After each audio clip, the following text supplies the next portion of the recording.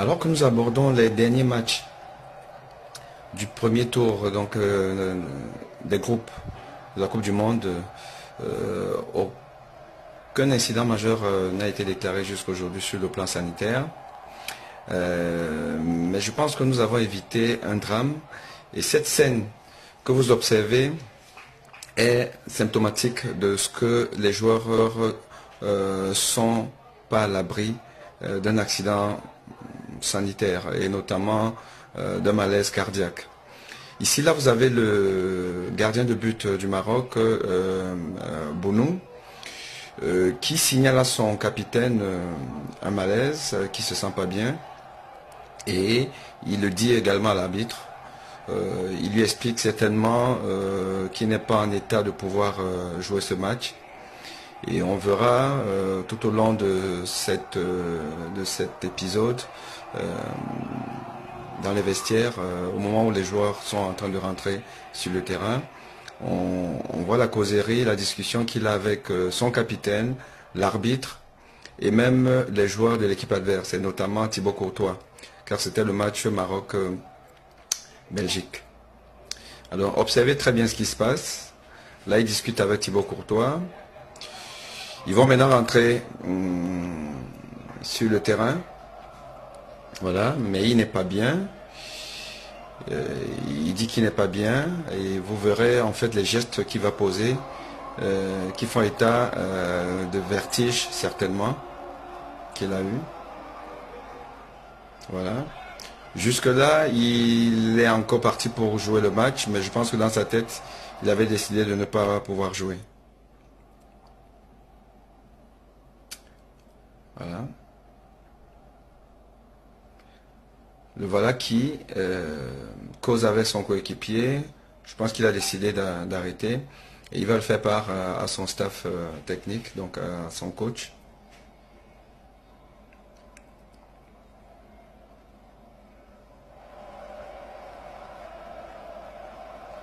Voilà.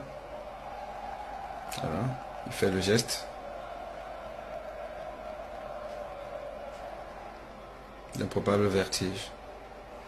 Et donc là, il est remplacé et c'est le gardien remplaçant qui vient. Alors, qu'est-ce qui s'est passé?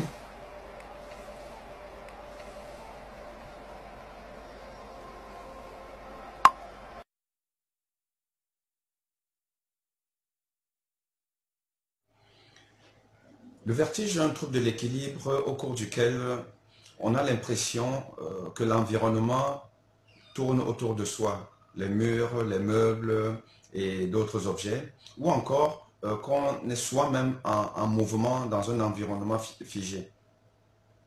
Le vertige a plusieurs causes, dont des troubles du système vestibulaire, donc c'est la sphère ORL, mais également des causes cardiovasculaires, entre autres. Et donc parmi les causes cardiovasculaires, on a par exemple une baisse de la tension artérielle, donc des hypotensions orthostatiques, donc on se lève, on a des vertiges parce qu'en fait la tension va chuter. On a des causes vagales, c'est-à-dire que le système sympathique est en augmentation par rapport au système parasympathique. Le système parasympathique, c'est le système, on peut appeler le système vague, c'est le système qui entraîne le ralentissement de notre organisme. Ça ralentit la fréquence cardiaque, ça diminue la pression artérielle. Alors que le système sympathique, lui, il va plutôt augmenter le rythme cardiaque, donc les tachycardies, et entraîner une élévation de la pression artérielle. Ce système sympathique est en surchauffe lorsque on a besoin de lui, c'est-à-dire lors de l'éveil, lors du travail, lors du sport. Alors que le système parasympathique, lui, c'est le système qui permet le repos, donc il est plutôt en surchauffe en ce moment-là, la nuit, lorsqu'on doit se reposer. Et quand il y a un déséquilibre entre les deux, en faveur de l'un, on aura une bourre du système, ou alors en faveur de l'autre, c'était le système vague, on aura plutôt un ralentissement du système. Et le ralentissement de ce système, enfin de cet équilibre-là, dû au système vague, va entraîner donc des bradycardies, donc un rythme cardiaque qui est abaissé, une chute tensionnelle, Donc, on peut avoir des malaises.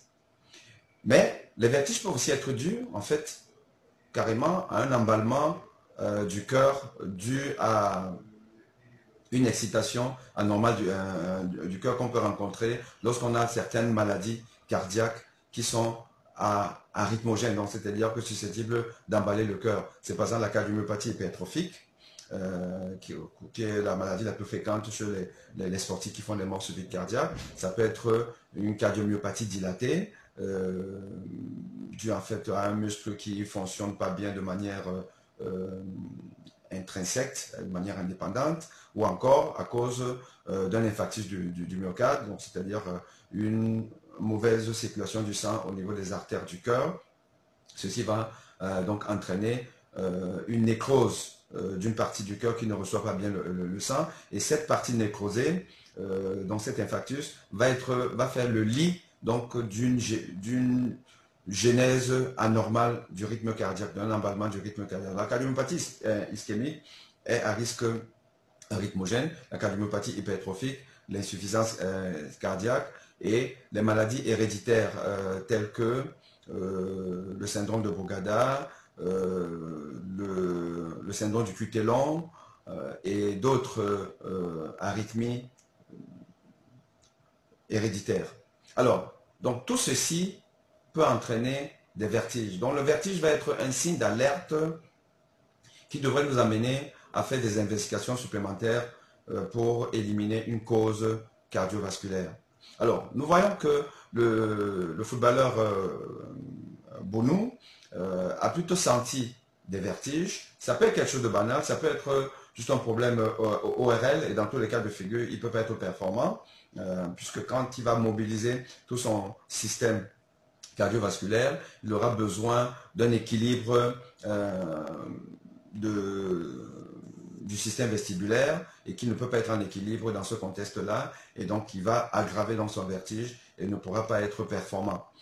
Mais ça peut aussi être en fait un signe d'alerte de quelque chose de plus important qui relève donc du système cardiovasculaire, notamment peut-être un vertige qui va donc nous conduire à un malaise vagal, ou alors à un emballement du cœur si il met son organisme en surchauffe, parce qu'il y aura une mobilisation du système sympathique. Bon, je vous ai dit le système sympathique qui va plutôt entraîner donc l'emballement du cœur. Ou alors, le système parasympathique vagal peut aussi être sollicité, parce que quand vous faites des accélérations, vous accélérez le système sympathique. Et quand vous vous arrêtez de faire l'effort, le système sympathique va plutôt commencer à décroître son activité.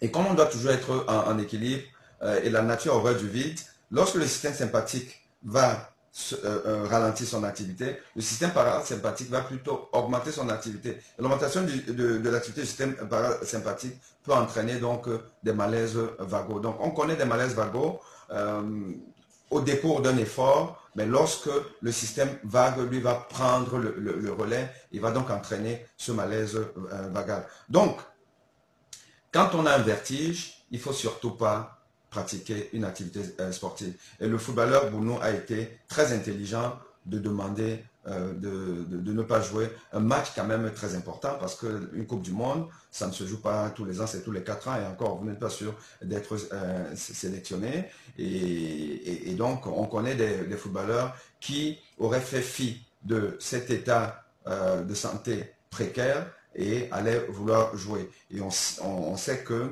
ce genre de signe peut n'être que la gâchette, ou alors le voyant d'un problème plus important, et qui pourra entraîner un malaise, voire un arrêt cardiaque. Alors, le conseil que je vous donnerai, dès que vous ne vous sentez pas bien, et chacun connaît son corps, dès que vous avez un signe d'alerte, parmi lesquels les vertiges, les palpitations, douleurs thoraciques, une fatigue inhabituelle, je ne parle même pas de la diarrhée, un traitement aigu qu'on prend pour un problème particulier, n'allez surtout pas jouer au football. Le footballeur Bounou nous a évité une dramaturgie telle qu'on l'a connue avec Marc-Vivien Foé, qui est quand même allé jouer un match important.